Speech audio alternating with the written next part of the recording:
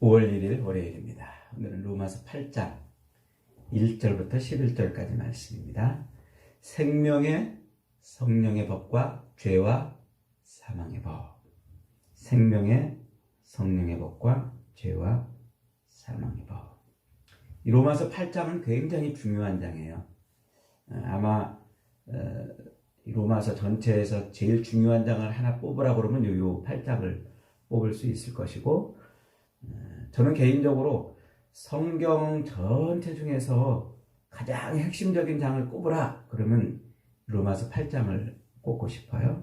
그만큼 로마서 8장은 사도 바울의 그 모든 신학적 그리고 철학적 이런 지식이 아주 함축되어 있고 농축되어 있는 장이라 이렇게 말할 수가 있어요.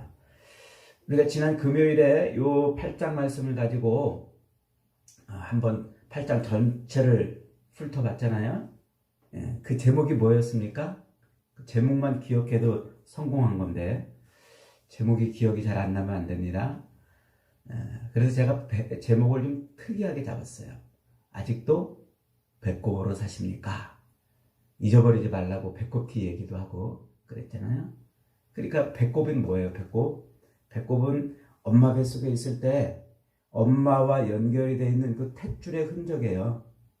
그래서 엄마 뱃속에 있을 때는 그 배꼽이 생명줄이에요. 생명이었어요. 배꼽으로 밥 먹고, 배꼽으로 느끼고, 배꼽으로 생각하고, 배꼽으로 호흡하고. 그런데 엄마 뱃속에서 딱 나오면은 이제 그 배꼽은 흔적만 남는 거예요. 더 이상 배꼽으로는 살 수가 없어요. 그죠? 그래서 우리 스스로 보고, 느끼고, 먹고, 마시고, 이러면서 이제 사는 거란 말이에요. 이게 지금 바울이 이야기하고 있는 육신의 법에 따라 사는 것, 그리고 생명의 법에 따라 사는 것. 이것을 그렇게 설명해 낸 겁니다. 그런데, 배꼽으로 사십니까? 라는 요 말 한마디 가지고 사실은 이 바울의 이야기를 다 설명해 내기가 어렵습니다. 그래서 8장에 있는 이 개념을 조금 더 설명해야 됩니다. 이 8장에 나와 있는 이 개념을 이해하면 바울의 서신서는 다 이해한 거예요. 그리고 믿음으로 산다는 게 뭔지도 다 이해할 수 있어요. 그래서 굉장히 중요한 장이기 때문에 오늘은 8장에 나와 있는 몇 가지 중요한 개념만 다시 집중해서 설명합니다. 자, 1절, 2절 같이 읽습니다. 시작. 그러므로 이제 그리스도 예수 안에 있는 자에게는 결코 정죄함이 없나니 이는 그리스도 예수 안에 있는 생명의 성령의 법이 죄와 사망의 법에서 너를 해방했다. 요 그리스도 예수 안에 있는 자에게는 결코 정죄함이 없다. 요 말이 카타크리마라는 말인데, 요것은 정죄한다. 너를 정죄한다. 우리가 흔히 알고 있는 그런 의미가 아니에요.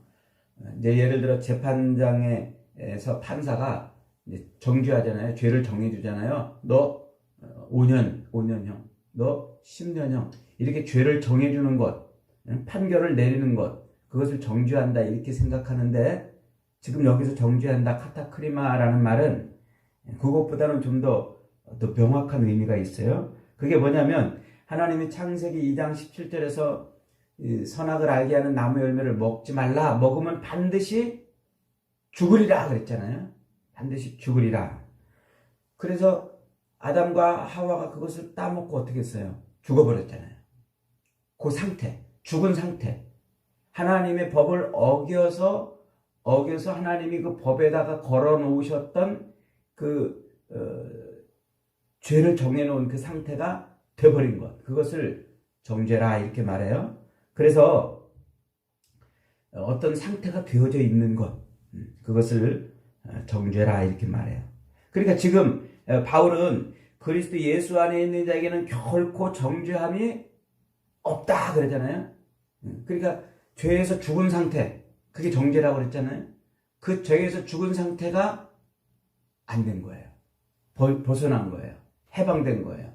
그게 지금 바울이 1절에서 말하고 있는 거예요. 그러니까 하나님과 분리되고 죽어있던 갈라져 있던 그런 상태에서 예수 그리스도 때문에 벗어진 거예요. 해방된 거예요. 해방. 그걸 지금 말하고 있는 거죠. 그러니까 지금 1절을 다시 읽어보면 이렇게 표현됩니다.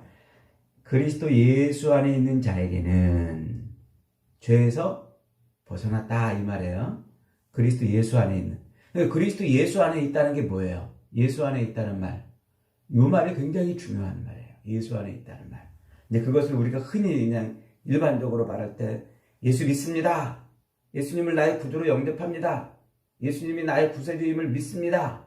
그것을 예수 안에 있는 것이라 이렇게 이제 이해를 한단 말이에요. 근데 그 정도 이해 가지고는 믿음 생활을 설명하기가 사실은 쉽지 않아요. 그래서 바울이 지금 말하고 있는 이 예수 안에 있다 이 말을 뒤에 더 설명을 붙여놨어요.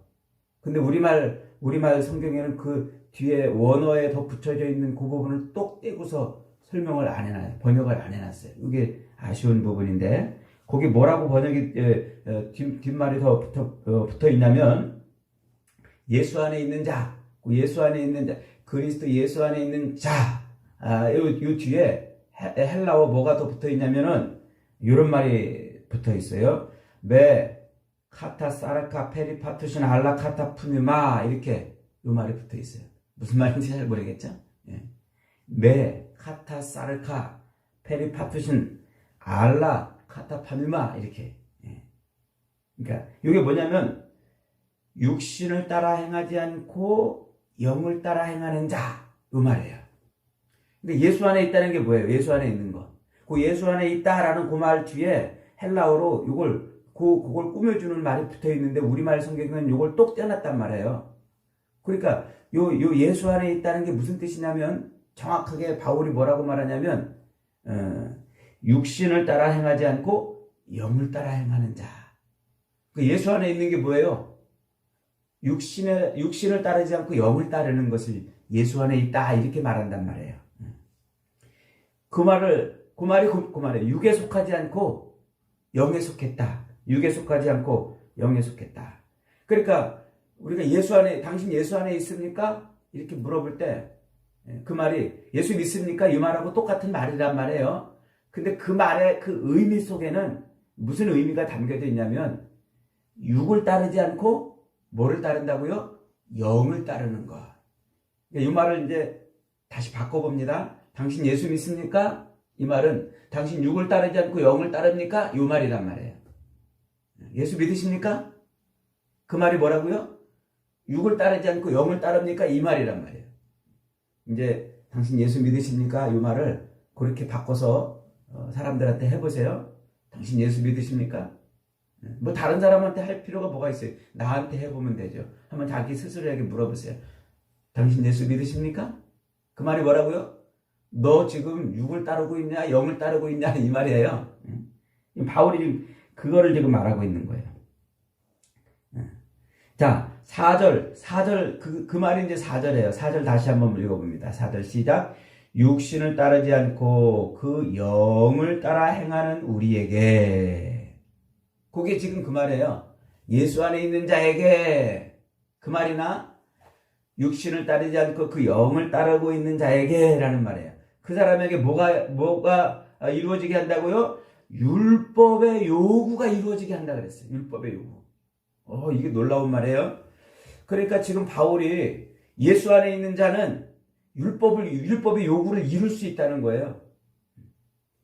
지금껏 우리가 율법을 막 설명을 많이 했잖아요. 많은 사람들이 이 부분을 제대로 이해하지 못해서 목회자들조차도 이것을 거꾸로 이해해가지고 율법은 나쁜 것이다. 율법은 우리가 지키면 안 된다. 이런 표현을 하는데 아주 잘못된 표현이에요.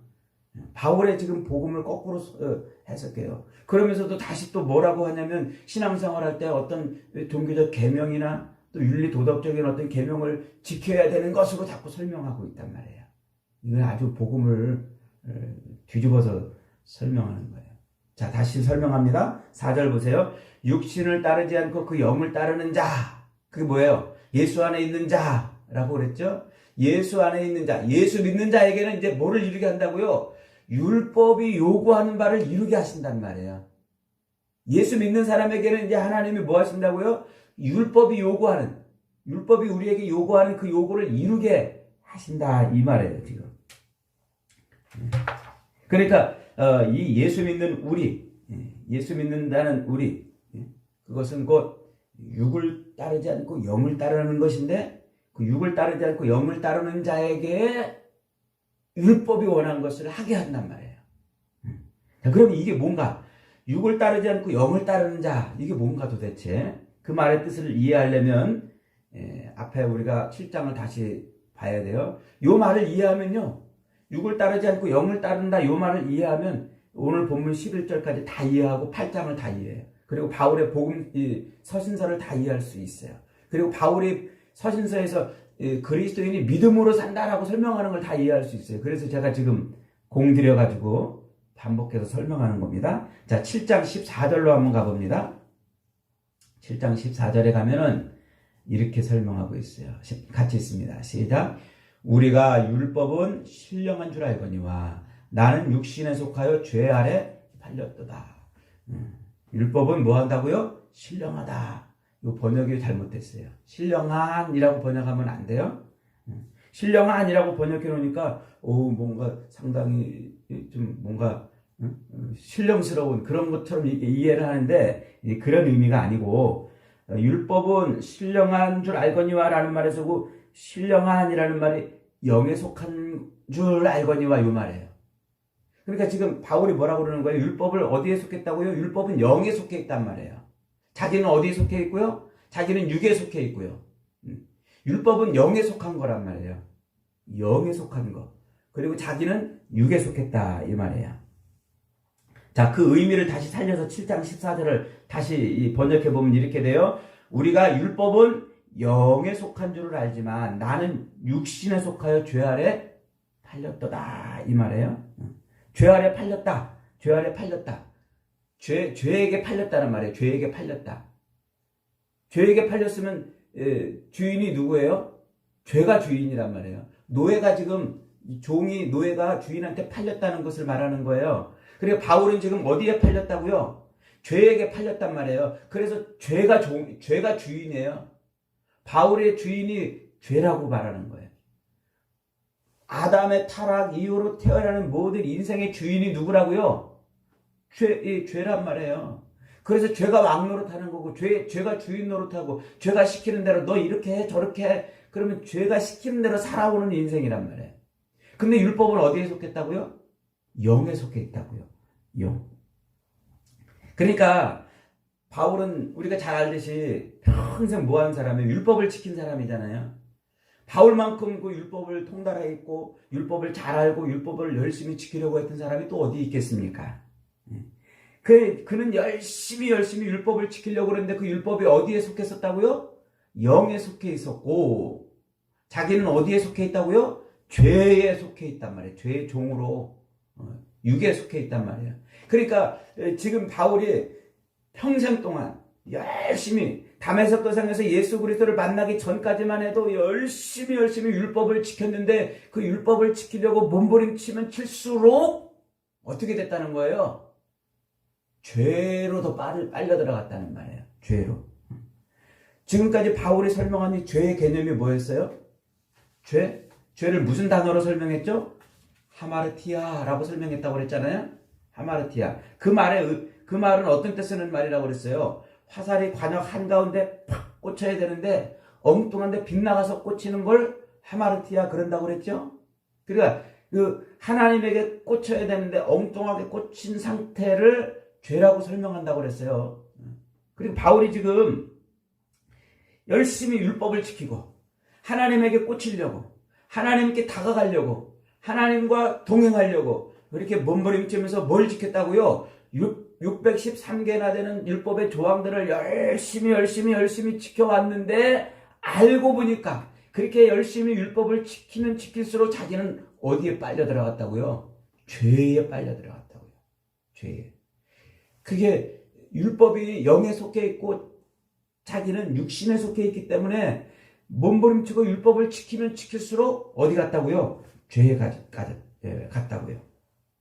그래서 바울이 7장 22절로 23절에서 그렇게 말한다고 그랬잖아요. 7장 22절 23절 다시 읽어봅니다. 내 속사람으로는 하나님의 법을 즐거워하되 내 지체 속에 다른 한 법이 내 마음의 법과 싸워 내 지체 속에 있는 죄의 법이 나를 사로잡는구나. 그래서 오호라 나는 곤고한 사람이로다. 이 사망의 몸에서 누가 나를 건져내랴. 바울이 그렇게 탄식했다고 그랬잖아요.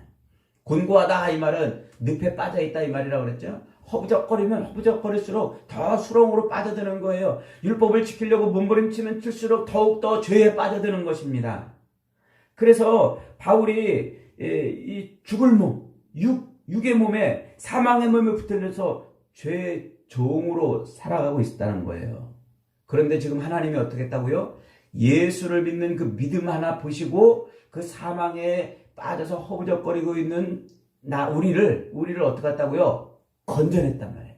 해방시켰단 말이에요. 여기 죄의 종에서 우리를 해방시켰단 말이에요. 노예 해방을 시킨 거죠. 링컨 대통령이 노예를 해방시킨 것처럼 내가 죄의 노예로 있었는데 하나님이 예수 믿는 믿음 하나 보시고 나를 해방을 시켰단 말이에요. 이제 더 이상 죄가 내 주인이 아니에요. 내 주인이 이제 누구예요? 하나님이에요. 그래서 우리가 예수를 믿으면 하나님을 나의 왕, 나의 주인이라고. 주님이 나의 주인입니다. 이렇게 고백하는 거란 말이에요. 자, 그래서 바울이 지금 1절에서 오늘 본문 8장 1절에서 뭐라고 말하냐면 그 죄에서 우리를 건져낸 분이 예수밖에 없는데 그 예수 안에 있는 예수 안에 있는 그것이 나를 죄에서 해방시켰다는 말이에요. 예수 안에 있는 그것. 근데 그 아까 예수 안에 있다는 말을 뭐라고 설명했어요? 육을 따르지 않고 영을 따르는 것이라고 설명했잖아요. 자, 그러면 육을 따르지 않고 영을 따르는다 이 말이 이제 오늘 이 말이 굉장히 중요한 말이에요. 오늘 자, 요것을 제가 어떻게 설명할까 그러다가 이렇게 설명합니다. 잘 들어보세요.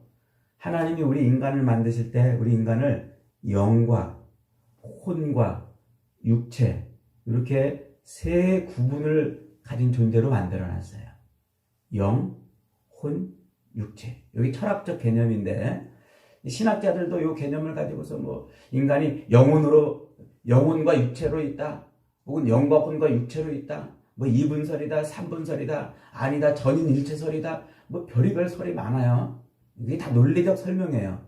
그걸 다 설명하려면 헷갈리고 이해가 안 되니까 제가 설명하는 것만 귀담아 잘 들어보세요. 자, 우리를 만드실 때 하나님이 영, 그리고 혼, 그리고 육체 이런 존재로 만들었단 말이에요.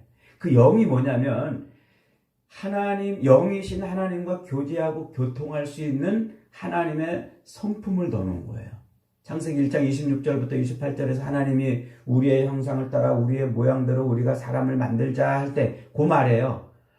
우리 인간이 진흙덩어리인 인간에다가 하고 생명을 불어넣으시고 그 생명을 불어넣은 그 존재가 하나님을 인식할 수 있도록 영이신 하나님을 인식할 수 있도록 하나님의 성품, 속성을 여기다 넣어놨어요. 그게 영이에요.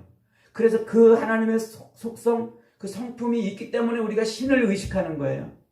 신을 인식하는 거예요. 그게 종교심이라고 그랬죠? 종교심.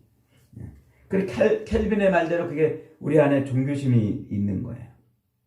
하나님하고 뭐하게 하려고요?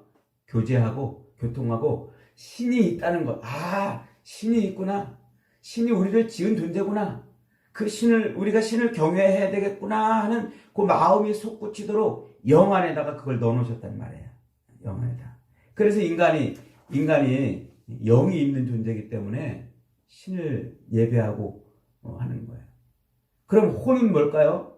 혼은 육체, 이 고기 덩어리, 요 몸뚱아리를 하나님이 모았어요. 이 진흙 덩어리를 만들어 놓고 후 하고 생명을 불어넣으시고 그것을 살아있는 존재가 되게 했잖아요. 살아있는 쪽에 생명이 되게 했잖아요. 그 생명이 된 존재에게 뭐라고 그랬어요? 생육하고 번성하고 땅에 충만하고 땅을 정복하고 다스리라고 그랬어요. 그러니까 하나님이 진흙덩어리인 나에게 훅 하고 생명을 불어넣으시고 나를 살아있는 존재로 만들었어요. 그렇게 살아있는 존재로 만들어 놓고 나로 하여금 뭐하게 하셨어요? 생육하고 번성하고 성장케 만들었단 말이에요. 그러니까 내가 생육하려면 뭐가 있어야 돼요? 내 안에 생육하기 위한 욕구가 있어야 돼요.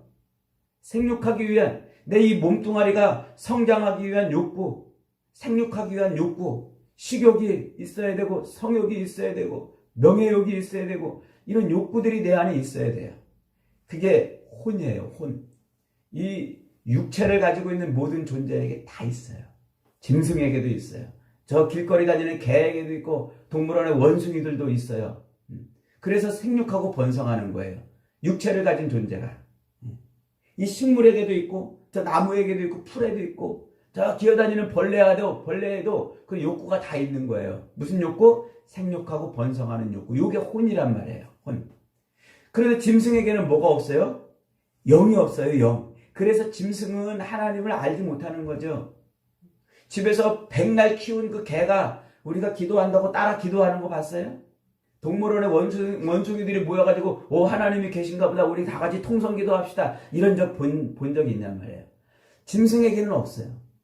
뭐가 없기 때문에? 영이 없기 때문에. 하나님을 알만한 것.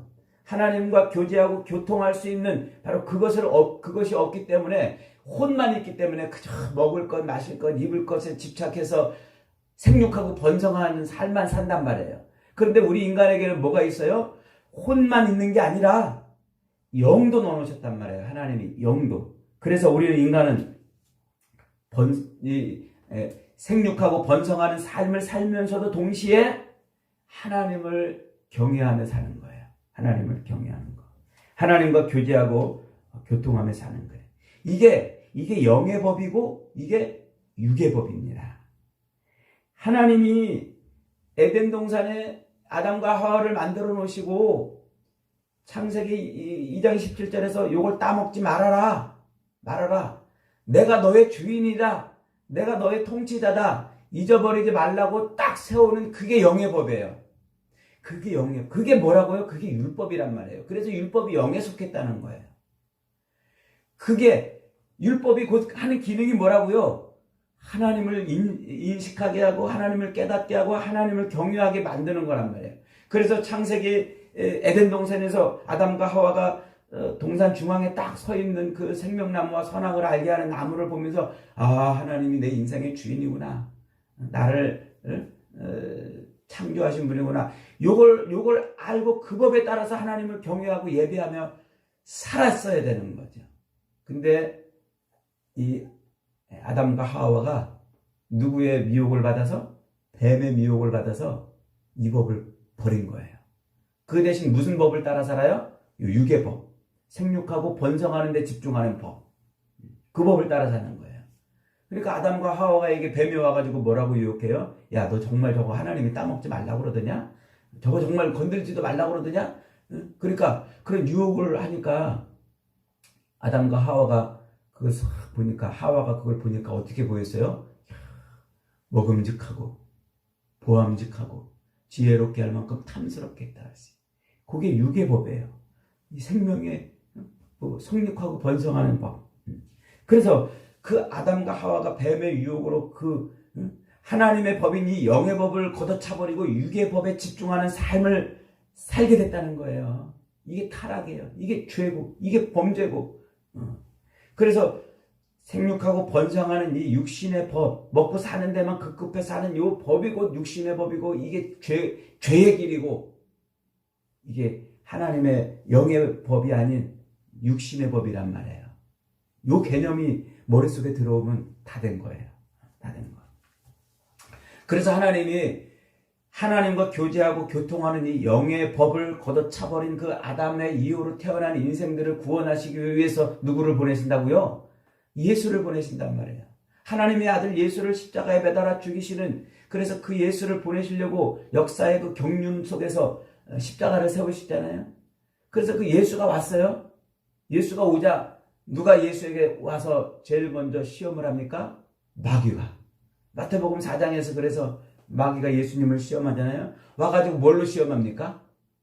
딱 그 아담과 하와를 넘어뜨렸던 그 육의 법을 가지고 시험하는 거예요. 돌로 떡 만들어봐. 그거 먹어봐. 식욕이죠?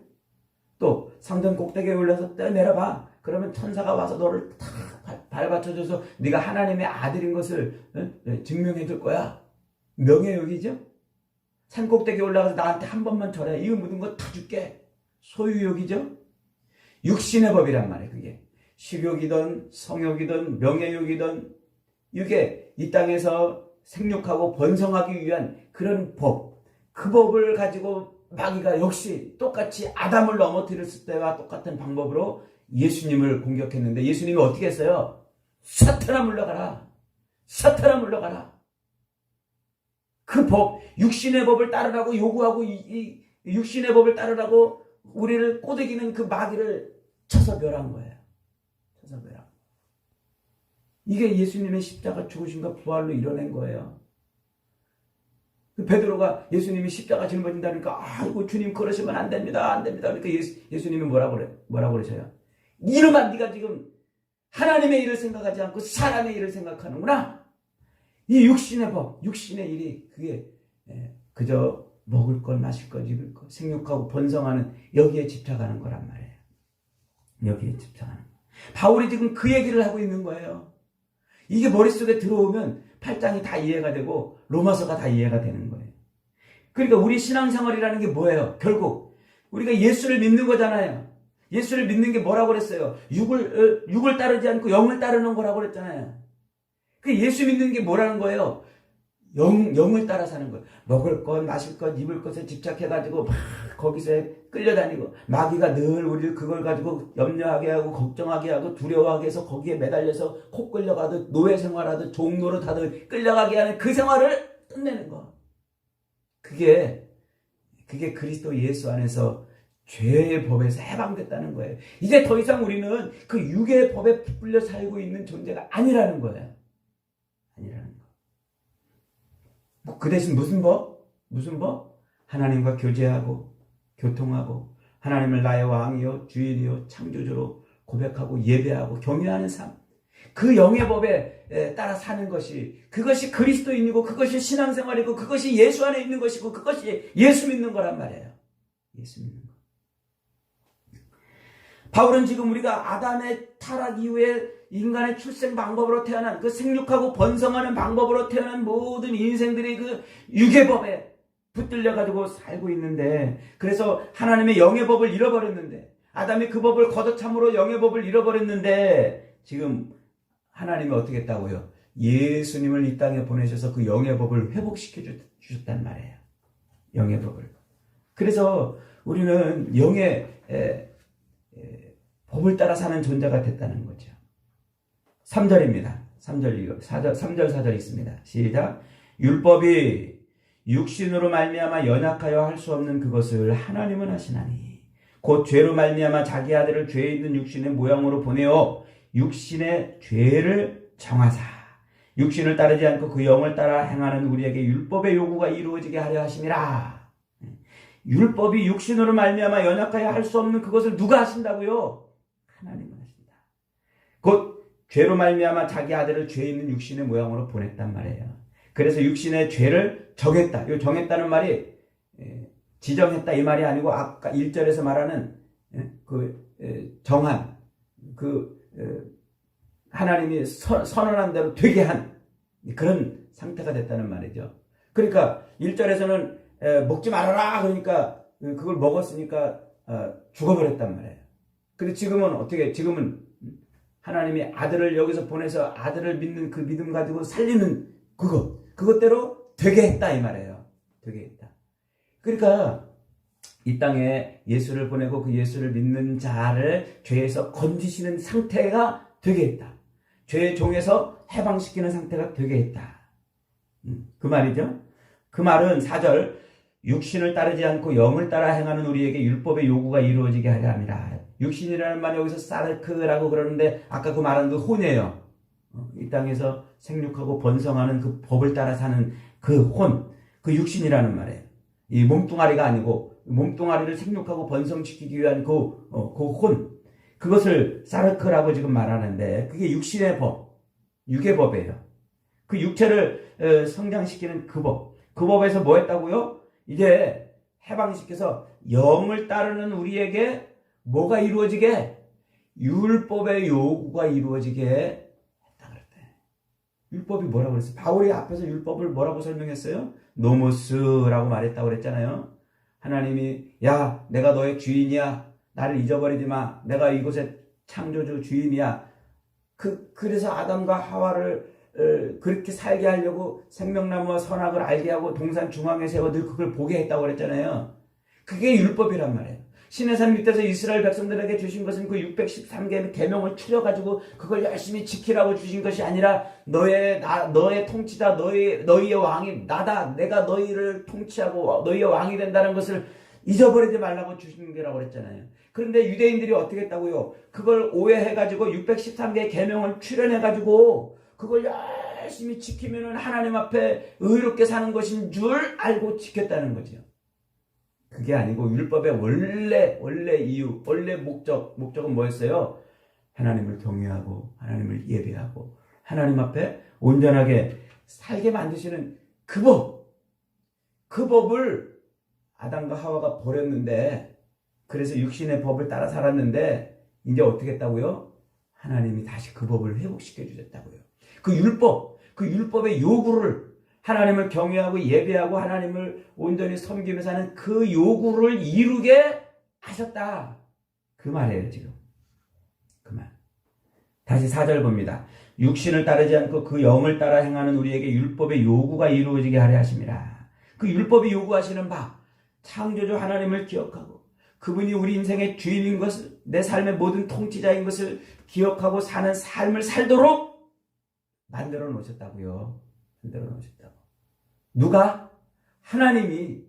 누구를 통해서? 예수를 통해서. 그래서 우리가 예수를 믿는다는 것은 곧 하나님을 경외하고 예배하면서 산다는 것을 말하는 것이고, 우리가 예수를 믿는다는 것은 곧 육신의 법, 먹고 사는데 그저 생육하고 번성하는데 충실하고 사는 게 아니라, 그 법이 아니라 하나님을 예배하고 사는 그 삶으로 삶이 바뀌었다는 거예요. 삶이 바뀌었다는 거예요. 그것을 제가 지난 금요일에 아직도 배꼽으로 사십니까? 라고 설명을 한 거고요. 자, 여러분, 우리가 이제 기억해야 될 게 이겁니다. 5절 보세요. 5절 시작. 육신을 따르는 자는 육신의 일을, 영을 따르는 자는 영의 일을 생각하느니. 그러니까 육신을 따르는 자, 그 생육하고 번성하는 요 법을 따라 사는 자는 늘 그 생각이에요. 어떻게 하면 먹고 살고, 어떻게 하면 잘 먹고, 어떻게 하면 더 높아지고, 어떻게 하면 내가 좀 빛나고, 내가 좀 이렇게 편하게 살고, 늘 이 생각만 한단 말이에요. 언제나서나 그 생각. 그래서 이 땅에 그런 우리의 육신의 요구를 잘 이루어주는 게 뭐예요? 돈이잖아요. 근데 맨날 돈 생각하는 거예요. 돈 생각. 돈으로 충만해요. 돈으로. 예전에 한번 말씀드렸죠. 우리 어머니 돈으로 늘 충만하셨다고요. 언제나서나 돈 생각이에요. 돌아서도 돈 생각, 이렇게 해도 돈 생각. 뭐든지 다 돈으로 환산해내요, 그냥. 그러니까 그 육신에 생육하고 번성하는 요 법에 따라 살면 늘 돈 생각이고, 늘 뭐든지 돈으로 환산이 되는 거예요. 그런데 영을 따라 생각하는 자는 뭐 한다고요? 영의 일을 생각해요. 하나님, 어떻게 하면 하나님을 기쁘게 할까? 어떻게 하면 하나님을 잘 섬기고, 어떻게 하면 하나님께 바로 예배할까? 이 생각으로 늘 가득 차는 거예요. 돈 생각이 아니라 하나님 생각으로 충만한 거예요. 하나님 생각으로 충만한 거, 그게 뭐예요? 그게 성령으로 충만한 거란 말이에요. 나중에 이 갈라디아서 가서 다시 설명합니다. 성령 충만에 대해서. 자, 그러니까 이 육을 따르는 자는 앉아나서나 먹을 생각하고 입을 생각하고 이 땅에 있는 것 생각하고 무엇을 먹을까 마실까 입을까 때문에 전전긍긍하고 그것 때문에 애가 달아 사는데, 영의 법을 따라 사는 사람은 어떻게 하면 하나님을 바르게 섬기고 바르게 예배하고 어떻게 하면 하나님 앞에 온전한 믿음으로 살까, 이걸 생각한단 말이에요. 자, 6절 시작. 육신의 생각은 사망이요 영의 생각은 생명과 평안이라. 그렇게 육신의 생각으로 충만하면 결국 뭐예요? 죽음뿐이야. 죽음. 아무것도 아니에요. 그런데 영의 생각은 뭐라고요? 그게 진짜 사는 거예요. 그게 생명을 얻는 거고, 그게 평안이란 말이에요. 그게 진짜 생명을 얻는 거고, 우리는 이 맨날 먹을 것 마실 것 더 잘 먹어야 되고 많이 가져야 되고 높아져야 잘 사는 거라고 생각했는데, 사는 게 아니라고, 이건 죽는 것이고, 어떻게 하면 우리가 하나님을 바르게 섬기고 예배하고 경외하며 살까? 이 생각을 자꾸 하고 사는 사람이 진짜 사는 거란 말이에요. 그게 진짜 사는 거고, 거기에 뭐가 있다고요? 거기에 평안이 있다고요. 거기에 평안이 뭐라고 그랬어요? 평안. 에이레네 그랬죠. 에이레네. 탕자가 아버지 품에 탁 안겨 있는 거예요. 평안. 하나님이 평안을 주셔요. 그래서 예수님이 십자가에 달려 돌아가시기 전에 제자들에게 평안을 너희에게 주노니, 세상에 알 수도 없고 감당할 수도 없는 평안을 너희에게 주노라. 그러고 십자가에 달려 죽으셨다 부활하셨어요. 부활하셔서 제자들 보니까 다 걱정 근심이 한 태산이에요. 그들에게 뭐라고 그럽니까? 너희가 평안하냐 묻잖아요. 그 평안이 뭐예요? 하나님이 우리를 품고 있는 거예요. 하나님이 우리를 품고 있는 거예요. 이것보다 우리 인간에게 더 좋은 상태가 어디 있겠어요? 응애 하는 아기를 엄마가 품고 있는 것보다 그 아기에게 더 좋은 것이 없듯이, 늘 먹을 것, 마실 것, 입을 것 때문에 걱정하고 염려하고 근심하고 두려워하고 불안해하고 사는 우리 인간에게 하나님이 우리를 품어주는 것만큼 더 좋은 게 어디 있냔 말이에요. 이게 사는 길이란 말이에요. 이게 평안이란 말이에요. 애쓰고 몸부림쳐가지고 내가 뭐 하나 더 얻고 돈 조금 더 벌어내는 게 그게 평안이 아니고, 하나님과 교제하고 교통하는 게 평안이에요. 믿습니까 여러분? 7절 8절입니다. 육신의 생각은 하나님과 원수가 되나니 이는 하나님의 법에 굴복하지 않으려 할 뿐 아니라 할 수도 없습니다. 육신에 있는 자들은 하나님을 기쁘게 할 수 없습니다. 예수 믿으면서 하나님 내가 돈 좀 잘 벌어가지고 하나님 부자 돼서 하나님 기쁘게 해드릴게요. 웃기지 말라는 얘기예요.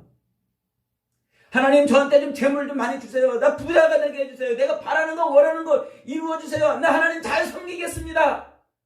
웃기지 말라는 얘기예요. 거짓말이에요 그거다. 하나님을 기쁘시게 할 수 없단 말이에요. 하나님과 원수가 되는 것밖에 안 돼요. 그거는 원수가. 그저 먹을 것, 마실 것, 입을 것, 이 땅에 있는 육신의 법, 이 생명의 이 생육과 번성의 이 법을 따라 사는 이것 가지고는요, 아무리 여기다 많이 채우고 많이 부어도요, 이것은 하나님과 원수되는 거예요. 절대 하나님을 기쁘게 할 수 없는 거예요. 속으면 안 됩니다. 그게 마귀의 유혹이에요. 그게 마귀가 우리를 하나님의 법에서 벗어나서 육신의 법을 따라 살게 하는 거예요. 그러나 우리는 그리스도 예수를 믿음으로 말미암아 성령의 법을 따라 사는 거예요. 하나님의 법을 따라. 그게 생명의 법이란 말이에요. 거기에 진짜 살아있는 생명이 있고 그게 진짜 평안이 있다고 지금 말하고 있는 거예요. 9절 11절 만일 너희 속에 하나님의 영이 거하시면 너희가 육신에 있지 아니하고 영에 있나니 누구든지 그리스도의 영이 없으면 그리스도의 사람이 아니라. 뭐 어려운 말 아니잖아요. 예수를 믿으면 예수의 영이 들어온단 말이에요. 10절 또 그리스도께서 너희 안에 계시면 몸은 죄로 말미암아 죽은 것이나 영은 의로 말미암아 살아있는 것이라.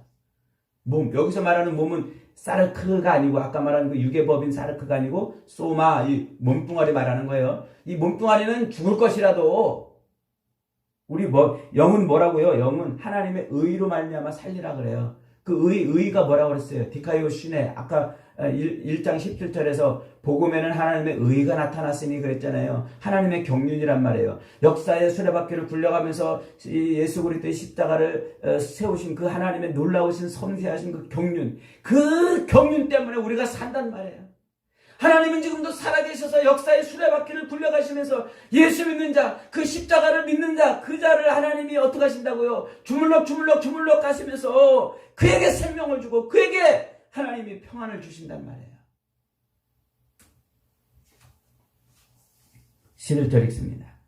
예수를 죽은 자 가운데서 살리신 이의 영이 너희 안에 거하시면 그리스도 예수를 죽은 자 가운데서 살리신 이가 너희 안에 거하시는 그 영으로 말미암아 너희 죽을 몸도 살리라. 소마, 우리의 죽을 이 육체 덩어리도 하나님이 그렇게 부활시킨단 말이에요. 부활시킨다. 우리 안에 뭐가 있으면? 예수의 영이 있으면, 십자가에 달리신 예수를 우리가 진짜 믿으면 그때 우리 안에 예수의 영이 들어와요. 성령이 들어와요. 그러면 그 내 안에 계신 그 성령으로 말미암아 하나님이 어떻게 하신다고요? 예수를 죽은 자에서 부활시킨 것처럼 우리도 그렇게 부활시킨단 말이에요. 이 썩어질 육체까지도 그렇게 부활시키는데 살아있는 동안 우리의 삶에 하나님이 어떻게 우리를 내버려 두시겠느냐. 그 말을 지금 하고 있는 거예요. 그래서 바울이 이 로마서 8장 후반에 가서 그러는 거예요. 34절부터 한번 읽습니다. 시작. 누가 정죄하리요? 죽으실 뿐 아니라 다시 살아나신 이는 그리스도 예수시니 그는 하나님 우편에 계신 자요 우리를 위하여 간구하시는 자니라. 누가 우리를 그리스도의 사랑에서 끊으리요? 환난이나 곤고나 박해나 기근이나 적신이나 위험이나 칼이랴. 우리가 이 땅에서 당하는 먹고 사는 문제 때문에 겪는 그 모든 일에 아무것도 하나님의 사랑에서 우리를 끊을 수 없느니라. 없느니라. 여러분 예수 믿으십니까? 걱정하지 마세요. 두려워하지 마세요. 불안해하지 마세요. 세상 일 때문에 먹고 사는 것 때문에 힘들고 스트레스 받아도 그것 때문에 영의 길을 포기하지 마세요. 이 길은 죽음의 길이고 이 길은 생명의 길이에요. 생명의 길. 하나님이 책임져 주십니다. 하나님이 우리를 품에 안고 두려움과 걱정과 염려와 근심을 이기게 해주십니다. 저와 여러분을 붙들어 주시고 이렇게 우리를 살리시는 겁니다. 그런 놀라운 삶을 오늘도 예수 그리스도 안에서 누리며 사는 저와 여러분이 다 되시기를 주님의 이름으로 축복합니다.